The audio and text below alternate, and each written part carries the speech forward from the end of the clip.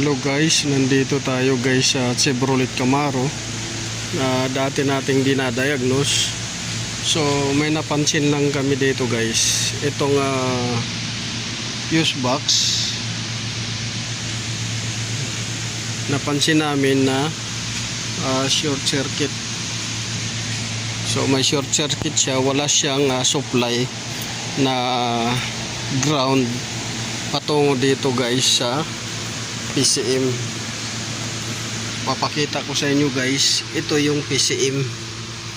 So wala siyang wala siyang pumapasok na ground dito sa PCM para mag-engage sana yung starting system. So possible nito guys is yung first possible na is yung fuse box, yung sa engine hood B na fuse box, yung kanina pinakita ko. Yun yung possible na may short. Kasi bakit pagka wala siyang supply na ground, or else naman yung harness nung fuse box or harness naman ng BCM body control yung hindi nagbibigay ng ground. So sa tatlo lang yung guys, PCM na hindi siya naglalabas ng ground, or yung harness baka may splicing na bumigay na yung ground circuit niya, or yung BCM mismo wala ring nilalabas na ground, at saka yung fuse box. So PCM, tapos yung BCM, tapos yung harness, tapos yung fuse box. So yung apat na yun.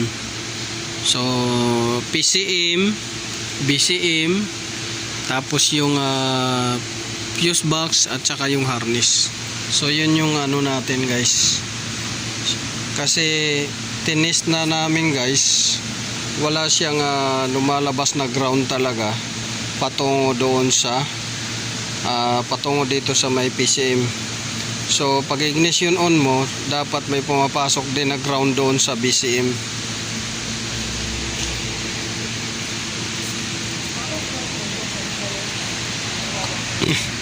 So yun yung natin.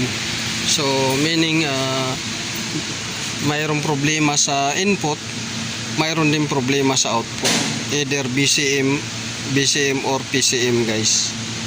So initially ang request namin is salangan muna ng surplus na fuse box na which is matino naman dito. Salangan muna para ma-justify, ma-identify kung mayroong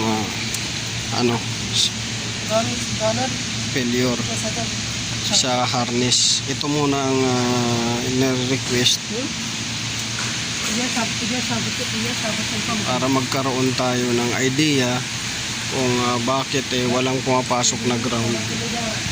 So yun yung guys natin, request muna bago pupunta tayo dito sa module. So actually pwede naman to i-test itong PCM module, pwedeng i-test, pati yung BCM module pwede i-test. May kamahalan nga lang test nito kung bakit walang lumalabas na ground or hindi nagsusupply ng ground. So yun lang guys ang natin, may bibigay na idea. Actually nagka-crank siya pagka nire-recta mo siya guys.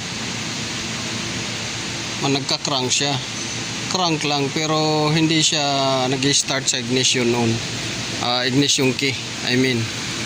So yun lang guys, sana subaybayan lang guys sa susunod nating sana may makuha tayong idea pa bakit ayaw mag-start tong Camaro na to. So once again, this is Autoboy Son. So subaybayan nyo lang guys. Maraming salamat. Good morning.